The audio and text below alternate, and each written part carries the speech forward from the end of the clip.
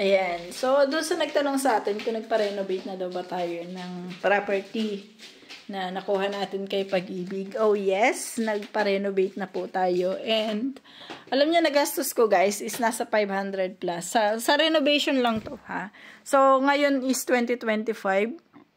Nagpa-renovate ako ng August 2025 hanggang September. So, mahigit isang buwan siya. So, I think isang buwan mahigit. 1 month and 1 week. So, yan guys, yung napagawa ko. Nasa 500, mahigit din kasi yung nagastos ko dyan. Ipinalabas ko kasi yung, ito, nakikita nyo, ipinalabas ko yung ano nyan, yung hagdan. So, ipasilip ko sa inyo yung loob. So, ito yung loob natin. So, pininturahan lang natin and then, yan, inayos nila yung taas niya ng ceiling. And then, pinalagyan natin siya ng 2 rooms dito. Etong CR na to, as is to, same pa lang din. And then, doon sa loob naman, nilagyan natin siya ng kusina and then laundry. So, itong 2 room yan. And kasama rin to, pinalagyan natin siya ng yung ganyang gate lang. Dati kasi ganito yung style ng bahay. And then, binago nga natin, iniba natin yung kulay. Yan, ganyan yung klase ng bahay. Pero, binago natin, ginawa natin siya. Nilagyan natin ng mini gate. And then, yung pintura din. Pinalabas ko rin yung, ito yung grills natin. Ito yung progress before. Nung ginagawa pa, pinalagyan ko siya ng, dito. Pintan. Then, yan yung sa loob pa. Wala pa mga pintura. So, ito pa yung style niya dati. So, ito, bago na tong bintana na to. I think nasa 3,000 mahigit ang isa niyan. So, wala pang libo. Ayan, inayos din nila yung daanan ng tubig natin para hindi magkaroon ng problem. Ayan o, ito yung progress niya. So, ito guys yung bahay noong, nung bago pa lang. Inilabas pa lang tong hagdan. Kasi nasa loob kasi ang hagdan yan. So, ito, meron siya ditong pinto. So, pinalagay ko siya dito. And then, ito, walang bintana dito. Nagpalagay din ako ng bintana. And then yun, may kwarto na doon. So, yan, naghukay din sila ng ating poso na. So, pagdating naman sa taas, yan, nagpalagay din ako ng CR dyan sa taas. And then, ito naman parang pinalagyan ko siya ng labasan. Parang bintana lang to. Ganun. Ito naman yung progress pagdating doon sa ating hagdan. Yan, yun sila ito yung sa baba na to, no? Yan yung pinagawa ko. So, ito yung dati nung wala pa. Ito yung pintana, ganyan. Ito, may pinto pa yan before na ipinalipat ko nga dito. And then, ito yung hagdan before na hindi pa siya nagagawa. And then, yung bintana na to, hindi na to nagamit. Kaya pinalagyan ko dito ng sliding window. So, yan yung mga progress ng mga trabaho dun before noong pinapagawa ko pa lang si bahay. Ito na nga yung bahay niya sa labas. And then, yan. Ganyan. And then, ito na. Pagpasok mo ng loob, ito na siya. Ito, nilagyan ko lang to ng hindi siya tiles. Tapos, 2 kwarto, ganyan. Then, ito, meron din nilagay na submeter. Tsaka, ito yung isang sa kwarto. Yan. Sa taas to, ito yung CR.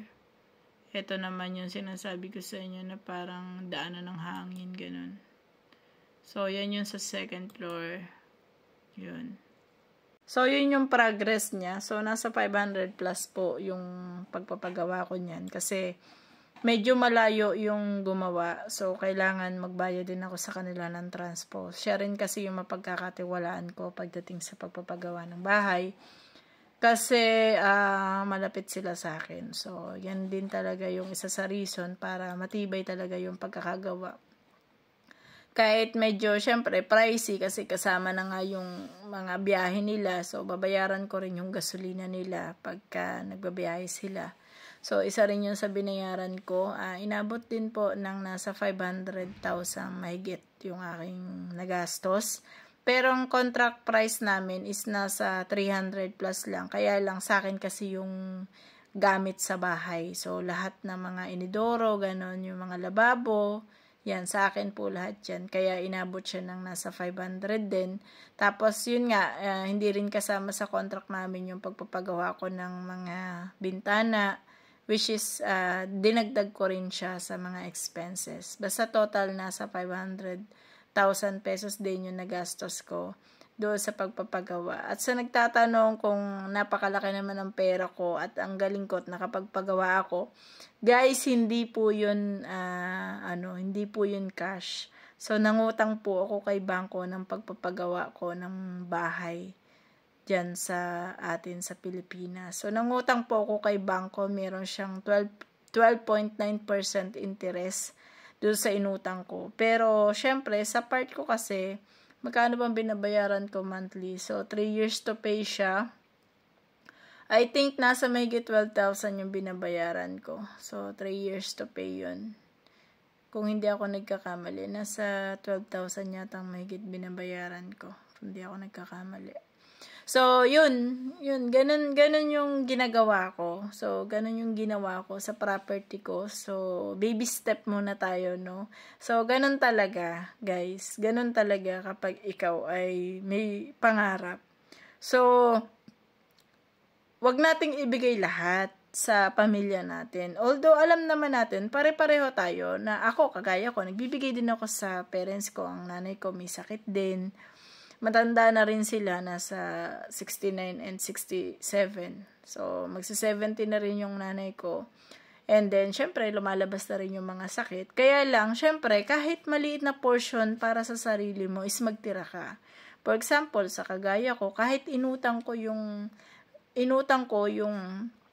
pinagpagawa ko nung bahay na yun. Pero, at least, 'di ba, yung after ko matapos yun, yung inutang ko na yun, so sa akin na yun.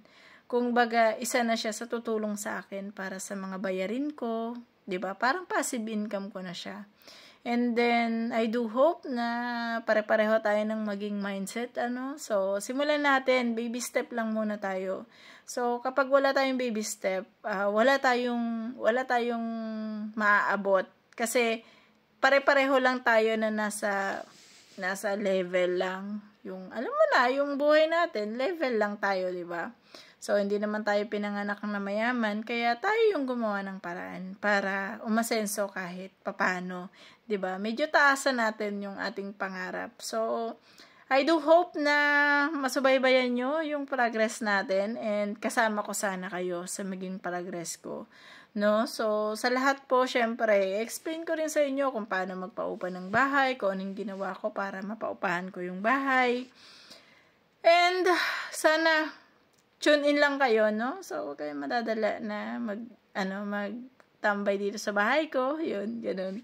Sige, thank you, bye-bye.